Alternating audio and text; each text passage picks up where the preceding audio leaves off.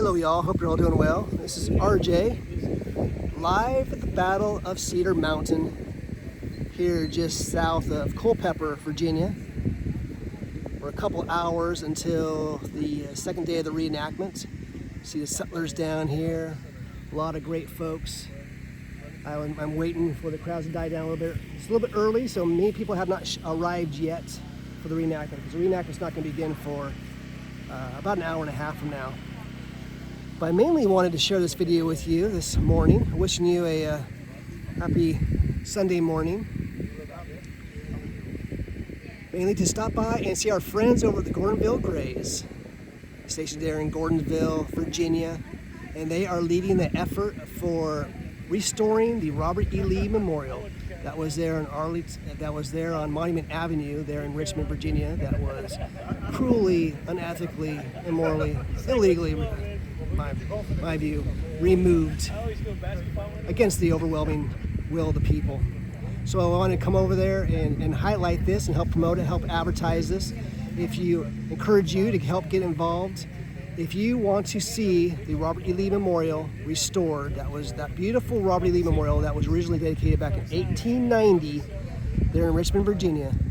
If you would like to help support its reconstruction, this is who you go see. So walking over here, and after this, I'm gonna walk over here and talk to the friends over here, some other good folks, the Friends of the Wilderness Battlefield Foundation.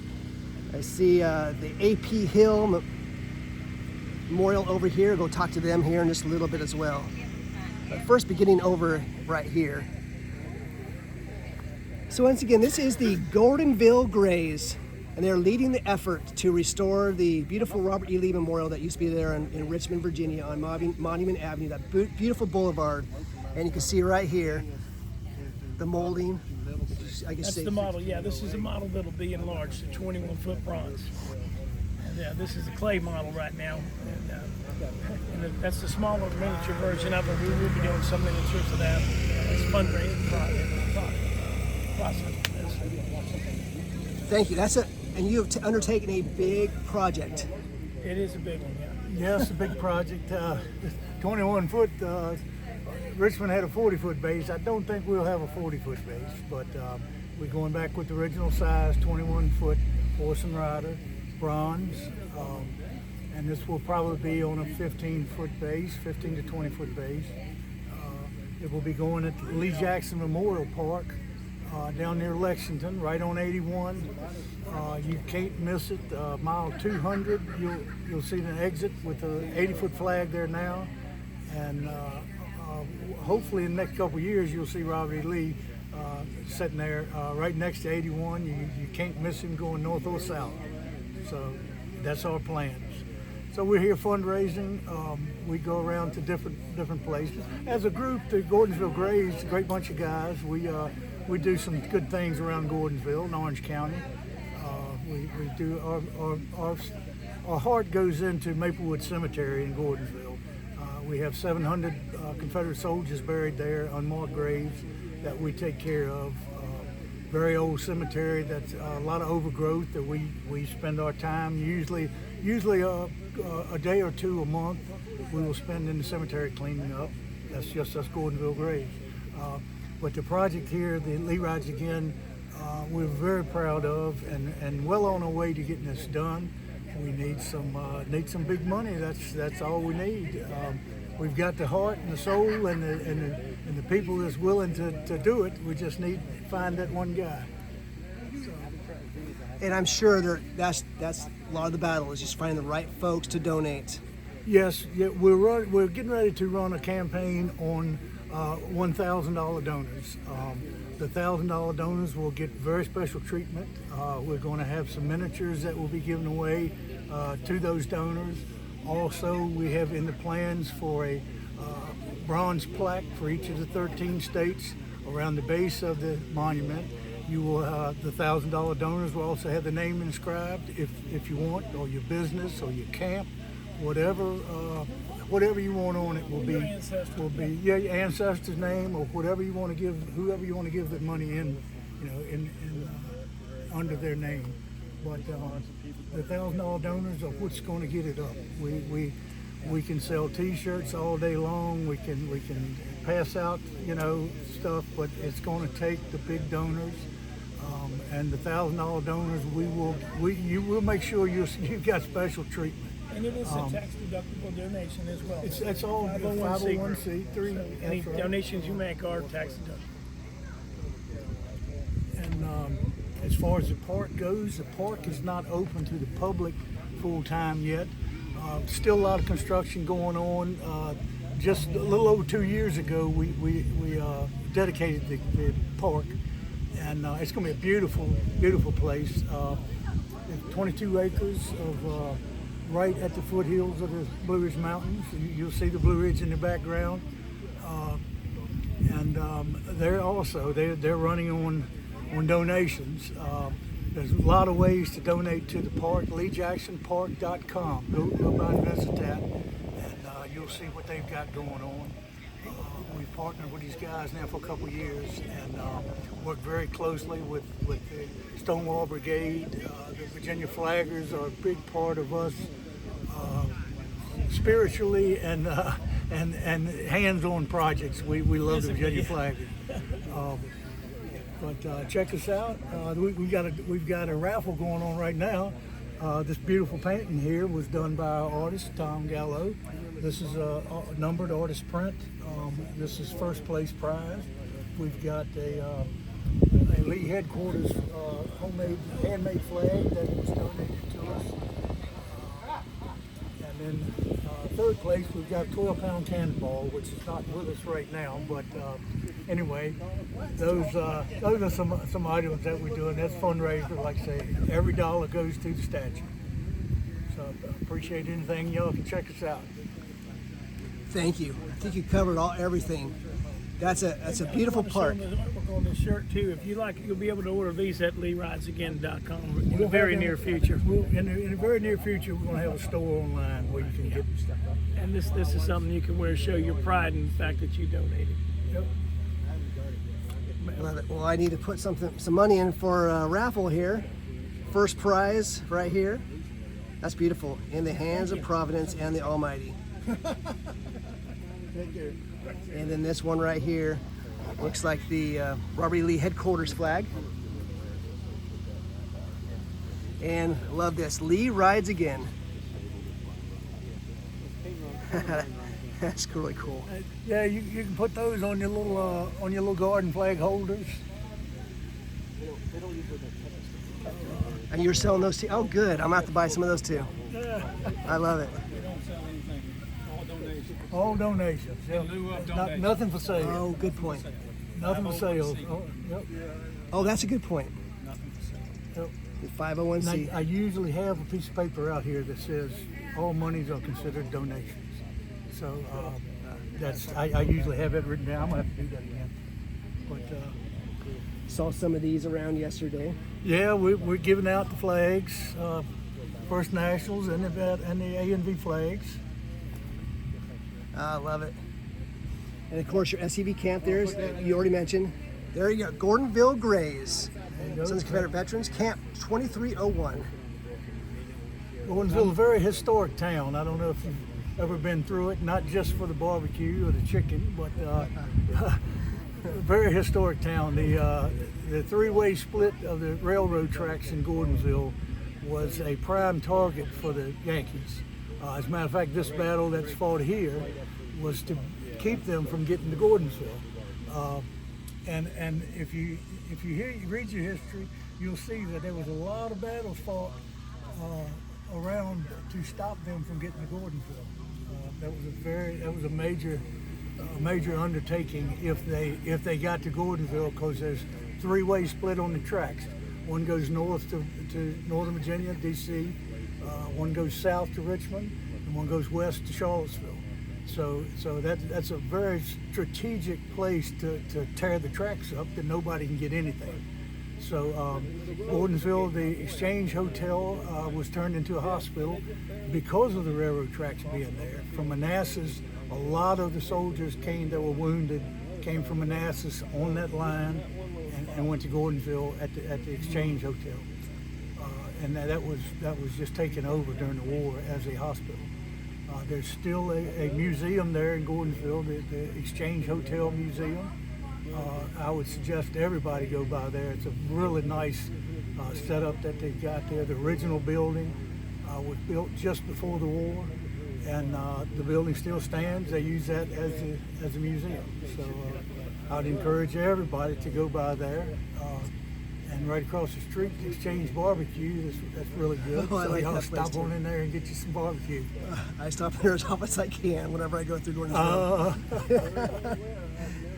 But yeah, Gordonsville's a very historic town, so we'd love to see you. I love it through Christmas time. They have all those trees lit up right through Main Street. Yep, we do a parade. We do a Veterans Day parade there down Main Street. We do a 4th of July parade there. We also do a Christmas parade in Orange. I have a barrel train that we pull behind a four-wheeler, and I have that all lit up. And I take it down to Goshen. My buddy's down there at Goshen. I usually take it down there and use that in their Christmas parade as well. So. Oh, I love it. Thank you for doing that. Yeah, and we do. Of course, do the Flaggers Picnic every year. We have the barrel train there at the Flagger Picnic. And this year, Flagger Picnic is going to be at the park. You'll be able to, hopefully, that's going to be a really nice time there. That's a lot of room. And Is that September? September 27th, I believe. So just, wow, barely a month out. Yeah. Yep. I love Make your that. reservations, kids. I love that. Been going to Flaggers picnics for years, and Yeah, it's the go as often as 12th possible. or 13th year of the picnics, of celebrating their first roadside flag. So they've got 36 up now, I think. Yes, I believe it's 36. incredible what they've done in such a Yes, short time. Susan's an amazing person. She just brings the best out in everybody. Yeah, shout out to the Virginia Flaggers, of course, as well, for all they've done. Definitely. All the good folks that are involved with the Virginia Flaggers. Yep, we work hand in hand with the Flaggers throughout the year. Anything they need, we're right there. We maintain one of the flags, the Spirit of Defiance flag, which is on 64 between Richmond and Charlottesville. There's a mile marker 133. There's a roadside flag there, which one of our members actually owns the property that's on. And that's on private property. That's about a 90-foot pole. We keep a 12 by 12 flag on that, but we've also got a 20-foot flag hanging up in the woods. So we get this North Carolina flag out the way. Oh, it's fine. So, well, I'm glad you mentioned that, because after all, when we talk about, for example, the Lee Jackson Park, we already did a shout out to the Stonewall Brigade. Yep. Right? Mechanized Cavalry is The involved in 10th that, Mechanized too, Cavalry, 10th Platoon Mechanized Cavalry. They're right there hand in hand with the most of the guys that's in the Stonewall Brigade are also in the 10th Virginia Mechanized Cavalry. So awesome. it's a great bunch of guys. I tell you, they've got determination. They've really done great work with this park. The first day I went over there cutting trees with them, I couldn't believe their vision of what they had. I mean, it was just so grown up and nasty. I just couldn't believe that they were going to make something out of this, and it's a beautiful park. I mean, they're adding all the time. They're taking out more trees all the time, thinning the trees so there's still shade. But And there's a fundraiser for them as well, because they're trying to acquire additional acreage up there. Yes. They're still working on purchasing the land. They purchased, I think there was 4 different plots, a total of 22 acres. Once they get everything together, the land has already been. I think the paperwork and all has already been signed. It's just. They're paying as we go, as the more donations come in. There's a lot of ways to donate to the park. These bricks, the donor bricks, go at the bottom of this goes at the bottom of the pole. Here you see an X at the bottom of the pole. This is the pole here. These donor bricks will make out that X, will fill out the X. The small ones, $125. You can get a double for $250. I've got a double that's got my dad's grandfather and his regiment, and my mom's grandfather and her regiment, and then my name and the Gordonsville Grays 21 Camp 2301, and that's all fit on one of the double bricks. So it's I love that. really it's a great way to dedicate. I mean, to be able to give some money to them so they can keep on going. I mean, it's going to be, like I say, they've got big dreams, and these guys will get it done. No question. Yeah, absolutely. It's amazing how far they've come in such a short time, like you said. Yeah, Because they first started, I think it was, it's 2 years in April, I believe it was. That we, yes. yeah. So not even at the 3-year mark yet. Right. Yeah. No. It's about 2.5 years that they've been at it, and like I say, you would not believe the difference in what they've done. I was like I say, I went over there the first day they started clearing over there, and I ran 4 tanks of gas through my steel chainsaw that day, helping them cut. And God, there was probably 12 guys cutting, and a couple guys dragging, and a couple guys piling up brush, and it was just amazing. I mean, it looked like a bunch of ants out there the day that I was there.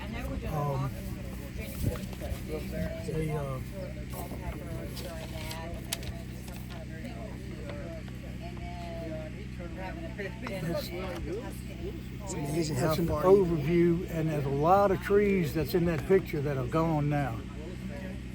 Yes, and they're trying to get that property in the background. They've Show already you got that beautiful. proximity to 81, and like I say, this will all be visible from 81. So they got the 2 statues there already, the Stonewall Jackson, Robert E. Lee, Right, both that are buried just south of there Yeah. in Lexington, Virginia. Lexington's barely 10 miles south or Yeah, so. right. We're right at 10 miles north of Lexington Park. Yes. There is the flag, thank you, the flag right there, made possible by the Virginia flaggers. Right. That's very prominently seen as you go up I-81, I-64, north-south there. Yep. That's the major interstate. Go along there. Now this side, Lee They Jackson. say, I think they told me 50,000 cars a day. Oh, I wouldn't be surprised. There's just constant traffic on that road. Yeah. When you figure how long that 81 goes, 81's a big intersection, big interstate that goes all the way north. Yeah, absolutely. Well, yeah. So that's where the memorial, because it was undecided for a while where it was gonna. Right. Yes. We wanted, when we started this idea, we wanted it in Orange County. We are Orange County boys. We're very proud of what Orange County has to offer. We've got Wilderness and Chancellorsville and everything right there at the eastern end of the county, and we wanted to put it in the county. The more we thought about it, the more reality struck and said, well, we're going to have an electric bill forever. We'll have taxes forever. We'll have security forever. And I didn't want that on my shoulders. So when they told me about the Lee Jackson Park, and they actually asked us, would we put it there, and which was a godsend to us. That all those things that would have to be done in perpetuity, we don't have to worry about. So when I'm gone, when all of us are long gone, General Lee will still be there. Which is which is always on our mind these days. It's always on our mind to make sure it's there forever. Yep. And this, like I say, is all totally privately owned. All of the dotting your I's and crossing your T's have been done in the county, so that I don't foresee any problems with it. There's nothing that's so tall that it will interfere with the airways, planes, or Yes. We don't have to have blinking lights on top of the thing. It won't fall over in the interstate, so I don't really foresee any problems with this project at all. I mean, Well, that's wonderful, and we all know this is a massive undertaking, maybe the largest undertaking of any Confederate. I don't know of any SCV camp that's taken on something like this. Right, and we all know SCV camps are doing all they can, and they're all doing wonderful things Oh everywhere. yes. Not to knock anybody. I hope this kind of opens the door for the bigger camps to step up and maybe do something like this. We're just a small camp, 35 guys on a good day. Like I say, we had, I think there was 9 of us out here yesterday out of those 35, so that's a great turnout for an event like this. We want our presence known, and we're getting pretty popular within the groups. We went to South Carolina, to Charleston last year at the National SCB event, and had the table set up, had the model. Tom was there. Had a great time. A lot of good, talked to a lot of good camps, and they're helping us out. So it takes more than just us guys to do it. Like I say, we need some big numbers, and get you guys together. All your SCB camps, get 10 guys together with $100. That's your $1,000. You can get your camp name on the statue, and get you a miniature for for your meeting place, or you pass it around or whatever. But that's what we need is the big donors. And you have come a long ways. You've already raised a lot of money. Yes. We're like I say, we're a little over 3 years in. We've got almost $120,000 in the bank. Right at 114 or something like that right now. And that's incredibly impressive. It is. It is. The stuff that we've got here in appreciation of your donations, we've got hats and shirts and flags, and that's what we're doing, all right? At any level of donation, we've got something for you. And that's what we tried to do. We've got different price points on just about everything. He said one word about it. So anything you do will help us out. We certainly appreciate y'all watching. And thank you, Rob, for everything you do. Well, thank you for everything you do. It's a team effort. I will be here until the end. I will put it that way. Either my end or that's up. Well, I'll tell you what, if I was any closer, I'm already a member of the SCB camp. But and I would definitely join if I was closer and support as much as possible. And this is my best way to support this. Oh yes, and I appreciate it. I mean, everywhere I go, I see you, and that's a great thing. I go back and watch your videos of places that you go that I don't go, and you're a busy man. I swear, you're a busy man. I hope somebody's filling your gas tank up, because oh man, if you ain't here, you're there.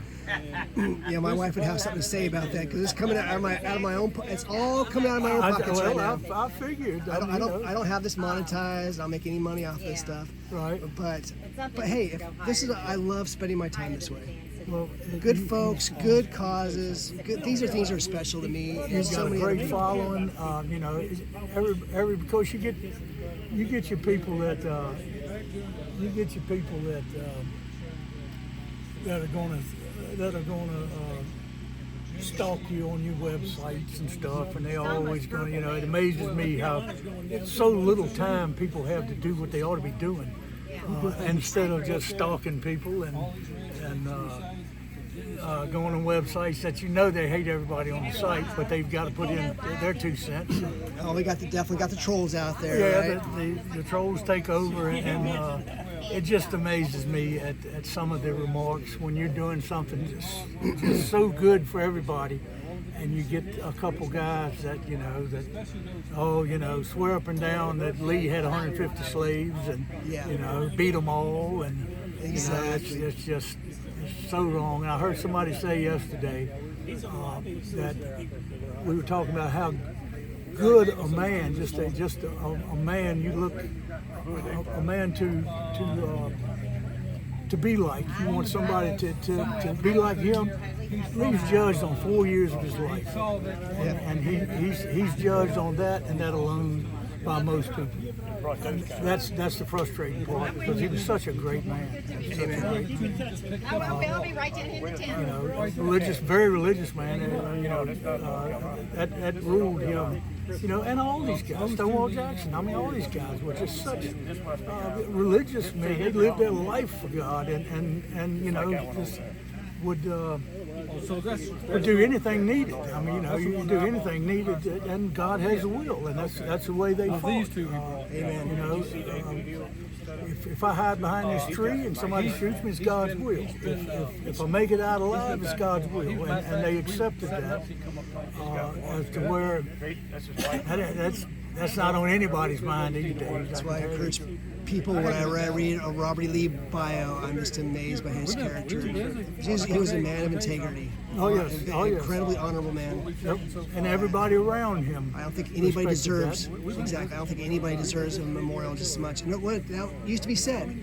That said there deserves to be Robert E. Lee statues. He's just as honorable and just as noble and just as worthy of a memorial and a monument as George Washington. Absolutely. There was a great article not too long ago from a professor at George Mason. It says there was nobody that was more like George Washington than Robert E. Lee. And he took it to the next level and he tried to be honorable in every aspect of his life. And so you're right. So thank you for all your efforts. Yes, sir. Yes, sir. All right, I'm going to make some rounds. I want to get over to the Confederate encampment because they're going to start forming in a little bit. But I'm going to go talk to A.P. Hill, Memorial over Yeah, here, yeah. and then Go head down over there and see. Go down and see Andrew. He's a good guy. Exactly. Yep. Yeah, I told him I could big picture. Yeah. I know Greg. We so appreciate y'all. Thank you, gentlemen. Yeah, thank you. Rob. Appreciate Everything what you do Rob. here. Yep. Thank you. I appreciate I'm first lieutenant commander of the camp. So. Thank you. And Luke would be here, but he's in Missouri. Oh, yes. Thank you for, yes. Okay, thank you. Thanks, Exactly. appreciate it. Thank you, gentlemen. Silver cords. We're also running a raffle right here. I didn't take Just took off to the bathroom. I'll tell you what. I'll be back in a little bit. I'm gonna go talk to A.P. Hill first. Yeah, take your time. Take care of it. I don't have a whole lot of time, but I'll be back soon. Hey there. Yes, it is.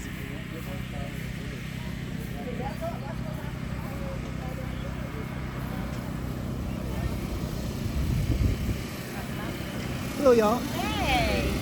Hey, real quick. I'm doing a video right now. I was just talking to the Gordonville Grays. Right. Do you mind for about 5 minutes explaining this? Because I'm going to share this on YouTube. Okay. Sure. I'm going to do the best. I'm going to get as close as I can because of that motor Yeah, I over here. understand. Okay. Go ahead. Go ahead. Okay. Andrew Moorhead. I'm the founding chairman of the A.P. Hill Memorial Association. I'm a funeral director by trade. I handle the disinterment and reinterment of General Hill's remains here in Culpeper at Fairview Cemetery. The Memorial Association was founded to fund a lawsuit to secure the original grave marker from the city of Richmond on behalf of the descendants of General Hill. At this point, unfortunately, the state Supreme Court wouldn't take the case, and the lower court ruling stood that it was a monument to war veterans and not General Hill's grave marker. But without our involvement, his remains would not have been interred in Culpeper in all likelihood, and would not have had military honors, which were the only military honors ever rendered to General Hill. And certainly the beautiful obelisk that's on his grave at Fairview would not be there. And so at this point, we're redirecting our focus to raise funds to secure a fabricated monument to General Hill to be placed on private property here in Culpeper County. Thank you for all your efforts doing that. And we are a 501c3 nonprofit, aphill.org for more information on that. Well, thank you. I was there for the dedication ceremony, the reinterment ceremony. Yes. And you helped lead that. I coordinated all of it as a funeral director, yes sir. And thank you. And actually worked in a pretty substantial line item allotment for the obelisk that's on his grave now. Thank you. Yes, sir. You deserve to be recognized for that, and so I'm so appreciative of that. Well, thank you, RJ. Appreciate your work. And also, I was there. Well, thank you. I was also there for the dedication ceremony, and finally, after about a year and a half or two, we finally were able to.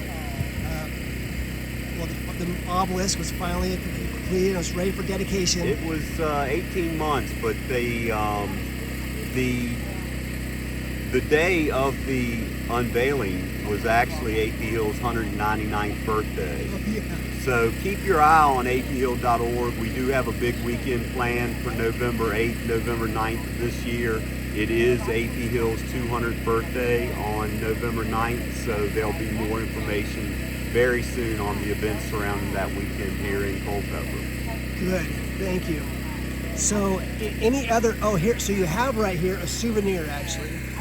That's the souvenir program from the actual unveiling, and there's a lot of good information on that. Patrick Falsey wrote a piece on all 4 disinterments of General Hill. There you see a picture of the obelisk that's on his grave that was dedicated. There's also a piece in there I wrote about the similarities and the few slight differences between that monument and the grave marker that stood on his grave in Richmond for over 130 years. I'll tell you what, that was a wonderful grave marker dedication service. Yeah, thank you. I'm really glad to have been there. I wish I recorded the whole thing. I did. You might have seen the video. I did record at least Falsey's part of it. Right. While you were, in fact, you turned the time over to him at that point, and part of the unveiling of the memorial. Right. That was poignant because we had Lenny Coward, the first descendant that contacted me about trying to save General Hill's remains and his grave marker, actually pulled the string that unveiled it. And it was 5 years this past July that I was first contacted by Mr. Coward. Wow. As a descendant of General Hill. Yeah, absolutely. Thank you. And so, and we all know he was reinterred really close to his parents. About 150 yards from his parents in Fairview Cemetery. That's incredible. It is. It really is. To be that close. Also his boyhood, basically Culpeper being his boyhood home. Absolutely. That's amazing. And then some other.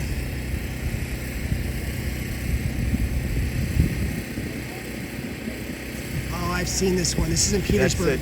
No, the Petersburg, this is actually the death site that's in Petersburg. This is on his first interment site at Coalfield in what was then Chesterfield in Richmond. And then we also have the bronze duplicates of the cast bronze that are actually on his obelisk in Fairview over his current grave. Okay. Awesome. And I love it. This is the only Virginia flag I'll fly. Yeah. The original. Yeah. That's the exact smaller size of the exact version that was on his casket. Oh, that's from the same artist and the same manufacturer. The difference is the original 1861 era Virginia state flag had the spear up, the breastplate. And that's the spear up and the breastplate. The full breastplate is the biggest difference. During Reconstruction, as a blatant attempt to degrade the women of Virginia and the South in general, the breast is exposed, and that's the current seal. There's actually on the back of this, there's the 1861 legislature's proclamation explaining the symmetry, the symbolism of everything on that seal. Thank you. And a lot of other great merchandise.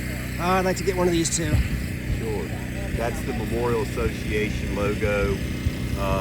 Obviously his original grave marker. We have the Christmas tree ornaments and things of that nature. Various t-shirts, the 200th anniversary t-shirts, and all of this merchandise is on the website. I love that. Well, thank you. Yes, sir. Well, I'm hoping we can hear that over the generator over here. Right. That's why I was trying to get as close as I could. And I'll share this real quick as well.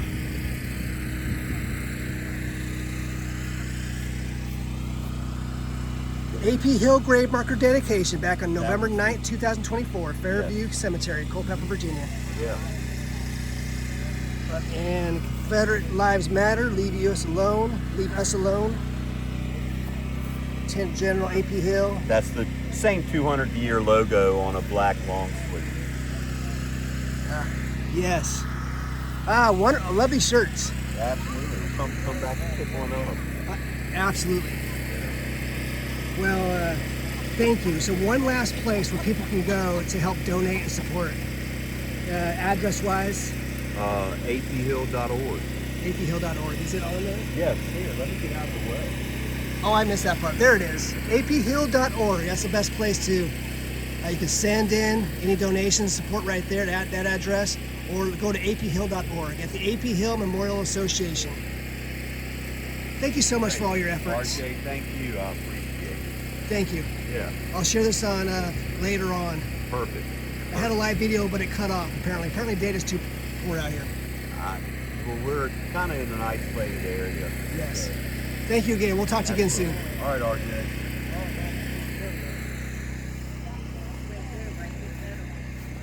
Here is the Friends of Cedar Mountain Battlefield. So a place to. Hello, I'm just briefly passing by. Okay, good. But once again, Friends of Cedar Mountain Battlefield. Excellent. Thank you. And the Civil War Historical Impressions right here, who helped lead this organization, this particular reenactment here. Hello, y'all.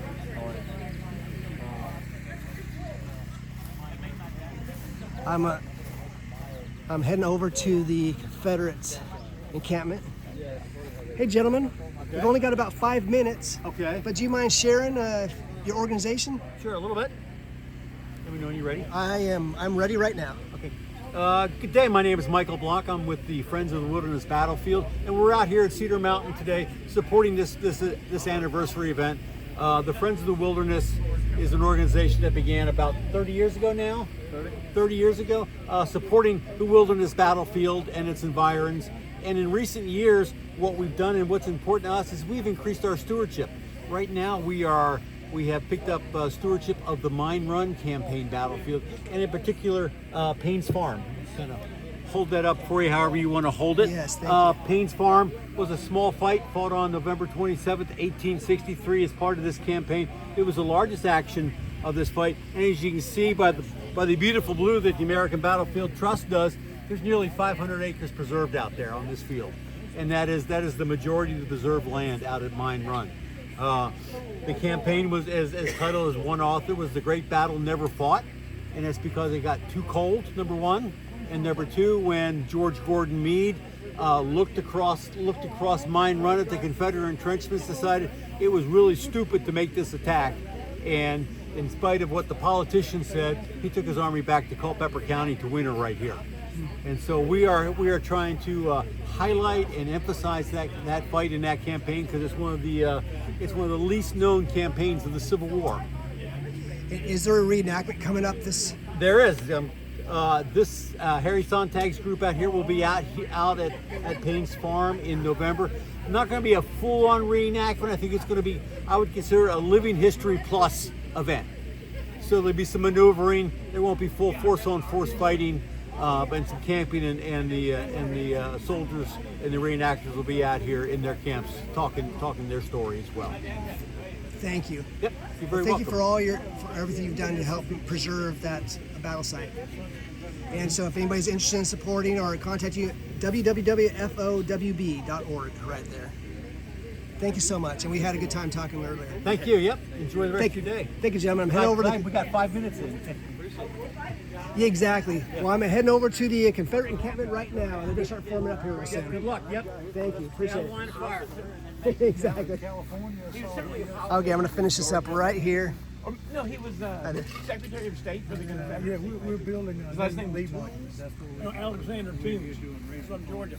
But I mean, I knew his great. So I can't stop by everywhere to talk to everybody here. I'm heading over to the Confederate encampment. They're going to start forming up here soon. The reenactment's supposed to begin in about under an hour now. So I'm going to get over there. So grateful to everybody who I was able to talk to over there. Good folks. So take care, y'all. From here in Battle of Cedar Mountain, 163rd anniversary. Battle of Cedar Mountain.